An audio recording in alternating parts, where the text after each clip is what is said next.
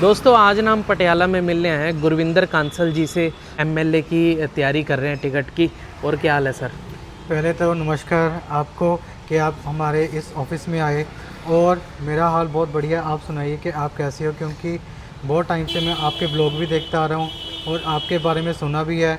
और आपकी जो हर एक पॉडकास्ट या रील होती है उसको भी मैं बहुत लाइक करता हूँ, क्योंकि आप मेन जो अभी के मेन कंटेंट हैं आप उन पे वर्किंग कर रहे हैं और सारे ही समाज को उजागर करने का काम कर रहे हैं। थैंक यू जी, थैंक यू। और हम ना आपसे तो सिर्फ ये डिस्कशन करने आए हैं कि अगर आप एमएलए बनते हो तो पटियाला में, पंजाब में ऐसे कौन कौन से मुद्दे हैं कि जिनके ऊपर आप काम करोगे? देखिए, सबसे पहली बात जो आज का सबसे मेन मुद्दा है वो जी। हमारी यूथ को लेके है कि जो हमारी पूरे ही पंजाब की यूथ है वो कोई आईएएस, कोई पीसीएस, कोई नेता या कोई डॉक्टर, अपना वकील, सीए बनने की जगह अपना जो फ्यूचर है वो नशे में ख़राब कर रहा है। तो इसके ऊपर सबसे पहले मैं, अगर पार्टी मुझे मौका देती है और जनता मुझे विधानसभा भेजती है, तो सबसे पहले मैं जो नशा ख़त्म करने का काम पंजाब में करूँगा। जी बिल्कुल। आइए अंदर चलते हैं और बातें करते हैं आपसे। बहुत सारे क्वेश्चन हैं हमारे, है ना मम्मी? तो आज हम सारे जो है क्लियर करके जाएंगे सर से मिलके। तो गुरविंदर जी, पहली बात तो राजनीति में आने की प्रेरणा आपको कैसे मिली? कोई खास टर्निंग पॉइंट? देखिए, शुरू से मुझे राजनीति का शौक़ तो था। जैसे कॉलेज में था उस टाइम मेरे को जैसे वकालत करने का शौक़ आया, एलएलबी की मैंने, फिर एलएलएम की, पीएचडी की डिग्री हासिल की। तो उस टाइम से जैसे मैं देखता था कि अपनी जितनी यूथ है उसका जो भी आज की उस टाइम पे ध्यान था वो राजनीति की तरफ ज़्यादा था। तो मुझे भी शुरू से शौक़ था। अपने फादर को मैं सोशल वर्क करते हुए देख रहा था, तो उनको भी थोड़ा पॉलिटिक्स में इंटरेस्ट था। तो वैसे ही चलते चलते जो इंटरेस्ट है वो मुझे आया। तो एक मुझे 2023 में बहुत बड़ा टर्निंग पॉइंट मिला कि जब मुझे 2023 में सीधा केंद्र लेवल से भारतीय जनता पार्टी ज्वाइन करने का मौका मिला। वो मेरे लिए सबसे बड़ा ही टर्निंग पॉइंट था राजनीति के आने का। क्योंकि राजनीति में आने से पहले जो मैं बात कहूँ कि मैं भारतीय जनता पार्टी की आइडियोलॉजी से, विचारधारा से पहले ही मैं प्रभावित था। और मैंने सोच रखा था अगर मुझे मौका मिला तो मैं केवल भारतीय जनता पार्टी को ज्वाइन करूँगा। तो वो जब मुझे टर्निंग पॉइंट, मेरी खुद मनपसंद पार्टी जिसको मैं शुरू से चाहता था कि मैं उसमें काम करूं, और मुझे उस लेवल से ज्वाइन करने का मौका मिला, वो मेरे लिए मैं कहूँगा सबसे बड़ा टर्निंग पॉइंट और मेरे भगवान और पेरेंट्स की ब्लेसिंग्स थी जो मुझे उच्च पद से ज्वाइन करने का मौका मिला। तो गुरविंदर जी, राजनीति के अंदर इतने दल हैं तो आपने बीजेपी को क्यों चुना? देखिए, मैंने आपको पहले भी बताया है कि मैं भारतीय जनता पार्टी को ज्वाइन करने से पहले भाजपा की विचारधारा से, आइडियोलॉजी से और उनके वर्किंग स्टाइल से जुड़ा हूँ। जिसके अंदर मुझे भारतीय जनता पार्टी में सबसे पहले लगा कि अगर औरतों को उनका सम्मान देने का कोई पार्टी काम कर सकती है, वो भारतीय जनता पार्टी कर सकती है। उसके बाद हमने पीछे देखा है कि जो अपनी महिलाएं वर्ल्ड कप जीत कर आई हैं, कि नरेंद्र मोदी जी ने और उनके नेतृत्व में पूरे भारत ने जो महिलाओं का सम्मान किया है, उन्होंने महिलाओं को स्पोर्ट्स में उस लेवल पे लेकर जाने का काम किया है जो किसी पार्टी ने आज तक सोचा नहीं। उसके बाद आज की डेट में जितनी यूथ है उनके लिए, चाहे स्पोर्ट्स के ऊपर देखें, चाहे एजुकेशन के ऊपर लें, चाहे और कितनी भी हम अलग अलग जगह पे कहें कि यूथ को एम्पावर करने का काम, यूथ को नीचे से लेकर ऊपर लेकर जाने का काम सिर्फ भारतीय जनता पार्टी कर रही है। और उसके बाद मैंने जैसे आपको महिलाओं का बताया है, यूथ का बताया है, और उसके बाद जो अपने ज़रूरतमंद लोग हैं, जैसे अब नरेंद्र मोदी जी की स्कीम चल रही है कि प्राइम मिनिस्टर आवास योजना के तहत गरीब इंसान को उनके घर बनाने के लिए 2.5 लाख तक का जो मदद दी जाएगी केंद्र गवर्नमेंट की तरफ से, चाहे वो शहर के हों चाहे वो गांव के हों। उसके बाद एक उनकी प्रधानमंत्री उज्ज्वल योजना चल रही है जिसमें जिस महिला के नाम पे कनेक्शन नहीं है और जो महिला ज़रूरतमंद है उनको मुफ्त में गैस सिलेंडर दिए जाएंगे। और उनके बाद सबसे बड़ा जो काम किया है कि प्रधानमंत्री किसान योजना जो नरेंद्र मोदी जी द्वारा चलाई जा रही है, केंद्र सरकार द्वारा चलाई जा रही है, जिसमें किसानों की ज़रूरतों को देखते हुए काफ़ी उपलब्धियां भी हैं जिसमें किसानों को लाभ मिल सके। तो इन चीज़ों को देखते हुए जो मैं भारतीय जनता पार्टी का ही मैंने भारतीय जनता पार्टी का कार्यकर्ता बनने का सोचा। तो विकास क्या सिर्फ कागजों पर होता है? देखो, आप बात कर रहे हो कि विकास केवल कागजों पर होता है, क्या आप पूछ रहे हो? मुझे और पार्टियों को तो नहीं मालूम, और पार्टीज़ की मैं बात करूँगा भी नहीं इस चैनल पे, लेकिन मैं सबसे ज़्यादा मैं ये कहना चाहता हूँ कि मैं भारतीय जनता पार्टी से जुड़ा हूँ, भारतीय जनता पार्टी का कार्यकर्ता हूँ, और मैं उसके जो किए हुए विकास हैं 12 साल के, मैं वो आपको गिना सकता हूँ। जैसे हमने बोला भी है कि 12 साल बेमिसाल, उसके ऊपर आज हम देख सकते हैं कि 2014 से पहले अपने जो पूरे भारत में ट्रेनों का जो जाल था वो कैसे था, और आज अपने पास सबसे hi tech train Vande Bharat express है। उसके ऊपर पंजाब को अब तक 3 वंदे भारत मिल चुकी हैं। मैं 3 भी नहीं, 4 ही बोलना चाहूँगा, क्योंकि आज की डेट में दिल्ली अमृतसर वंदे भारत चल रही है, दिल्ली माता वैष्णो देवी वंदे भारत 2 चल रही हैं, उसके बाद दिल्ली फिरोज़पुर वंदे भारत चल रही है। और इसमें मैं ये कहना चाहता हूँ कि अपने पंजाब की बहुत अच्छी एक ब्लेसिंग्स हैं या किस्मत है कि पंजाब की, कि उनको हाईटेक ट्रेनों का जो सुविधा लेने का मौका मिला है पंजाब वासी को। उसके बाद अब सड़कें है, सबसे पहले जो चंडीगढ़ बठिंडा एक्सप्रेस हाईवे है वो भारतीय जनता पार्टी की देन है। अब भारतमाला प्रोजेक्ट जो पंजाब में एंटर किया है वो भारतीय जनता पार्टी की देन है। दिल्ली कटरा एक्सप्रेस हाईवे वो भारतीय जनता पार्टी की देन है। बठिंडा में एम्स है वो भारतीय जनता पार्टी की देन है। पीजीआई है संगरूर में वो भारतीय जनता पार्टी की देन है। और इससे ज़्यादा बताइए आपको जो विकास है उसकी मैं क्या एग्जांपलें दूं। अगर मैं विकास की बात करने पे आए हम तो घंटे बीत जाएंगे, विकास की बातें ख़त्म नहीं होंगी पंजाब में। और अगर मैं पूरे भारत भर में विकास की बातें करूं फिर तो दिन बीत जाएंगे, क्योंकि 12 साल के विकास ही विकास हैं।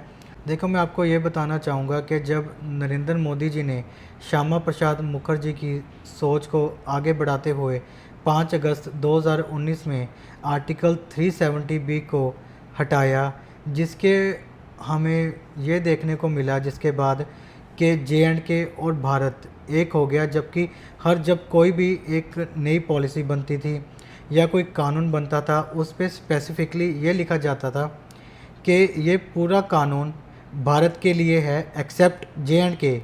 अब खुशी की बात ये है कि जो कानून पूरे इंडिया के लिए होता है वही J&K में भी लागू होता है, क्योंकि आर्टिकल 370B के बाद ये J&K की खुशहाली समझूंगा कि जो लाभ पूरे इंडिया के लोग लेते हैं आज वही लाभ J&K का भी हर एक वासी लेता है। तो ये बहुत बड़ा काम नरेंद्र मोदी जी के नेतृत्व में हुआ, और ये मैं कहना चाहता हूँ आज गर्व से कि इस काम को नरेंद्र मोदी जी के अलावा, भारतीय जनता पार्टी के अलावा ना किसी पार्टी ने करने का सोचा और ना कभी इतिहास में ऐसा काम कोई करने की सोच पाएगा। अब इसके ऊपर मैं अगर उपलब्धियों की और बात करूं तो टाइम बीत जाएगा। अब मैं आपको गर्व से एक बात और कहना चाहता हूं कि अब जो हमारे इंडिया का कुछ पार्ट पाकिस्तान के पास है जिसके मालिक हम हैं, जैसे हम पाक ऑक्युपाइड कश्मीर कहते हैं, मालिक हम हैं, कब्जा उन्होंने किया हुआ है, और वो POK लेने का काम भी सिर्फ भारतीय जनता पार्टी करेगी, नरेंद्र मोदी जी करेंगे। तो अब बात करते हैं पटियाला की। पटियाला में आप क्या चेंज लेके आने की कोशिश में लगे हो? देखिए मैम, मुझे मालूम था कि आप इस क्वेश्चन पे आएंगे, और इसके ऊपर मैं ये कहना चाहूँगा कि जैसे सबसे बड़ा एजुकेशन का जो मैटर है या मुद्दा है वो मेरे माइंड में कब से था कि जब से मैं खुद पढ़ रहा था। और उसके ऊपर मैं ये कहना चाहूँगा कि आज की डेट में मैं ये चीज़ देखता हूँ कि अपने पटियाला में बड़ी से बड़ी यूनिवर्सिटीज़ हैं, चाहे मैं बात करूँ पंजाबी यूनिवर्सिटी की, थापर यूनिवर्सिटी की, Rajiv Gandhi national law university की, और उसके बाद उसी के साथ स्पोर्ट्स यूनिवर्सिटी भी बन रही है। लेकिन मैं इसका ये चीज़ देखता हूँ कि जैसे अब थापर यूनिवर्सिटी है, पंजाबी यूनिवर्सिटी है, कि पूरे भारत से लोग आकर इन यूनिवर्सिटियों में बेटर एजुकेशन प्राप्त कर रहे हैं, लेकिन फिर भी उन नौजवानों को भी और अपने पटियाला के नौजवानों को भी जो नौकरी है वो कहीं चंडीगढ़, मोहाली, बेंगलोर या बाहर जाकर करनी पड़ रही है। और मैं ये कोशिश करूँगा कि उन नौजवानों के लिए मैं कोई ना कोई इंडस्ट्री अपने पटियाला में ही लेकर आऊँ जिसमें वो यहीं पे एजुकेशन प्राप्त करें और यहीं पे ही जो अपनी नौकरी करें, और उनके साथ साथ और कितने ही ज़रूरतमंदों को उन इंडस्ट्रीज़ का लाभ मिले और यहीं पे वो लाभ लेकर अपनी नौकरी करें। जिनसे मैं ये चीज़ देखता हूँ कि मेरे माइंड में इससे मैं एक बात रिलेट करना चाहता हूँ कि जैसे बंदे मोहाली जाते हैं काम करने के लिए या गुड़गांव जाते हैं और सैलरी पैकेज होता है सिर्फ 15 से 20 हज़ार, क्योंकि हर एक क्लास के हिसाब से जो सैलरी डिसाइड होती है, और वहाँ पे जाके उनका खर्चा ही 10 से 12 हज़ार आता है, तो वो सिर्फ 5 और 7 हज़ार के लिए जो वहाँ पे काम कर रहे हैं। तो मैं चाहता हूँ कि पटियाला में एक ऐसी इंडस्ट्री लेके आऊँ तो जहाँ पे अगर 15-20 हज़ार भी सैलरी पैकेज होता है उनका, कि ना ही उनको अपनी फैमिली से दूर रहना पड़े, ना ही उनकी जो आमदनी है वो किराए में या वहाँ के खर्चों में, ट्रैवलिंग में खर्च हो। तो ये मेरा जो सबसे बड़ा मुद्दा है, ये पंजाब पटियाला में इंडस्ट्री लाने का है। और उसके बाद जो मैंने एक और चीज़ सोची हुई है, जैसे आप यहाँ से आए हो पुराने बस स्टैंड के पास से, यहाँ पे डॉक्टर भीमराव अंबेडकर जी की 80 फुट लंबी प्रतिमा बन रही है, जी जो पूरे इंडिया में दूसरी बन रही है। वो सिर्फ ये नहीं कह सकते कि पटियाला प्रसिद्ध, बल्कि वो पंजाब प्रसिद्ध प्रतिमा बनेगी। और वहाँ पे मैं कोशिश कर रहा हूँ कि जो ज़रूरतमंद बच्चे IAS, PCS या और कोई गवर्नमेंट एग्ज़ाम की तैयारी करना चाहते हैं, लेकिन उनकी फैमिली की इनकम उतनी नहीं है कि वो उस चीज़ को बेयर कर पाए, उसका खर्च उठा पाएँ, तो मैं यहाँ पे अंबेडकर जी के नाम पे फ्री एजुकेशन हब खुलवाने की कोशिश कर रहा हूँ, कि जहाँ पे टीचरों को सैलरी सरकार दे और जो इंस्टीट्यूट है वो जगह हम प्रोवाइड कराएं, कि यहाँ की जो कमेटी है और सरकार है वो मिलके कोई ऐसा काम करे कि जिससे हर ज़रूरतमंद वहाँ पे फ्री एजुकेशन ले और अपने शहर का, अपने पेरेंट्स का और अपने सूबे का नाम रोशन करे। तो मैं ये चीज़ें लेकर पहले एजुकेशन के ऊपर मैं करना चाहूँगा। और दूसरी बात मैं ये कहना चाहूँगा कि हेल्थ सेक्टर के ऊपर मैं सबसे ज़्यादा ध्यान देना चाहूँगा, कि जैसे गवर्नमेंट मेडिकल कॉलेज भी है और उसके सामने राजेंद्रा हॉस्पिटल भी है, जो दोनों एक ही हैं। और राजेंद्रा हॉस्पिटल को मैं बेटर इक्विपमेंट से, जो कि इक्विपमेंट लाने की कोशिश करूँगा, कि जहाँ पे हर मरीज़ को बेटर सुविधा मिल सके। और माता कौशल्या है जो, उसको भी एडवांस टेक्नोलॉजी से इक्विप्ड करना चाहूँगा, कि वहाँ पे जो मरीज़ आज की डेट में धक्के खा रहे हैं तो उनको वैसे धक्के ना खाना पड़े। जो मरीज़ हैं उनको भी सबसे इजीली और स्मूथ सुविधाएं जो वो मिल सके। तो लोग कहते हैं कि जो नेता होते हैं वो जीतने के बाद दिल्ली या चंडीगढ़ चले जाते हैं, तो आपका क्या विचार है? देखो, ये चीज़ सुनने में हमें भी बहुत आती है, लेकिन मैं ये चीज़ कहना चाहूँगा कि हर एक सूबे का जो कार्यकाल होता है वो सूबे की कैपिटल में जाकर होता है। अगर कोई पंजाब का मैं मुद्दा उठाना चाहूँ या कोई भी और नेता उठाना चाहे, वो चंडीगढ़ से होगा। और अगर केंद्र लेवल का कोई भी काम होगा तो वो दिल्ली बैठकर होगा। तो हर नेता को अपने हलके के विकास के लिए, अपने हलके की प्लानिंग के लिए, कोई भी सुविधा हलके में लाने के लिए उसको कैपिटल में जाना ही पड़ेगा। अगर मैंने कोई भी अपनी सुविधा पटियाला देहाती के लिए, अपने हलके के लिए लेकर आनी है, तो मुझे ऑब्वियसली चंडीगढ़ जाकर बैठना पड़ेगा ही पड़ेगा। अगर मैं कोई सुविधा अपनी लोकसभा कॉन्स्टिट्यूंसी के लिए लाना चाहूँ तो उस नेता को दिल्ली चक्कर लगाने पड़ेंगे। जैसे हमारे यहाँ पे लोकसभा प्रत्याशी महारानी पंडित कौर जी थे भाजपा की ओर से, तो अगर उन्होंने भी अपनी लोकसभा कॉन्स्टिट्यूंसी के लिए कोई भी सुविधा लेकर आनी है तो उनको दिल्ली का दरवाज़ा खटखटाना पड़ेगा। तो हमें अपनी जो चाहे चंडीगढ़ है चाहे दिल्ली है, वहाँ पे जाना पड़ेगा ही पड़ेगा, ताकि हम अपने हलके का बेटर विकास कर सकें और हलके को खूब तरक्की दे सकें। लेकिन मैं आपके चैनल के माध्यम से लोगों को ये विश्वास ज़रूर दिलाना चाहूँगा कि जैसे आज भी मेरे दिल के दरवाज़े और मेरे ऑफिस के दरवाज़े लोगों के लिए खुले हैं, वैसे भी आगे खुले रहेंगे।